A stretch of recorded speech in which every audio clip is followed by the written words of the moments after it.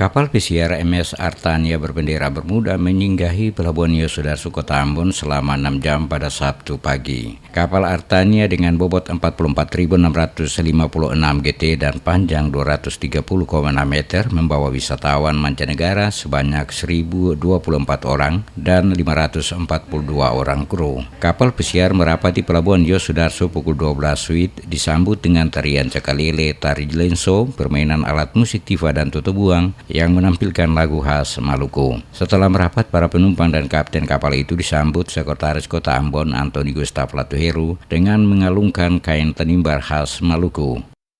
Kita tidak bisa melihat ini sebagai hal biasa. Kita mesti lihat ini hal yang luar biasa karena mulai orang sudah mempercayakan Ambon untuk berkunjung ke Ambon, ya.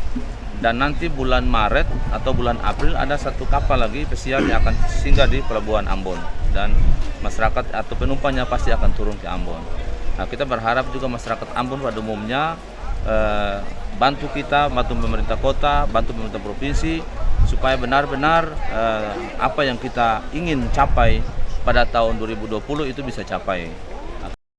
Kapten kapal MS Artania Kronenbroek menyatakan kunjungan para wisatawan untuk mencari destinasi wisata yang baru yang belum pernah mereka kunjungi dan kota Ambon merupakan salah satu tujuan. Menurut Kronenbroek, Ambon dipilih karena direkomendasi oleh Kapten Artania sebelumnya Morten Hansen kalau Ambon pantas dikunjungi karena masyarakatnya sangat ramah. Morten Hansen adalah Kapten MS Artania yang pada 28 Februari 2016 juga menyinggahi Ambon. Kronenbroek mengakui para wisatawan dari berbagai negara memiliki kesempatan berkeliling dunia untuk mencari tempat wisata baru di luar negara sehingga melakukan tur bersama dengan MS Artania dari Eropa, Asia, dan Australia.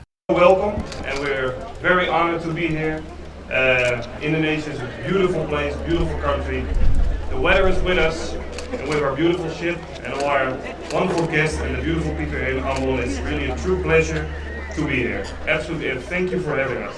We're very honored. Dia mengucapkan terima kasih bahwa cuaca juga berdamai dengan mereka sekalian dan dengan penjemputan ini dia menyimpulkan bahwa penduduk Kota Ambon sangat ramah. Terima kasih.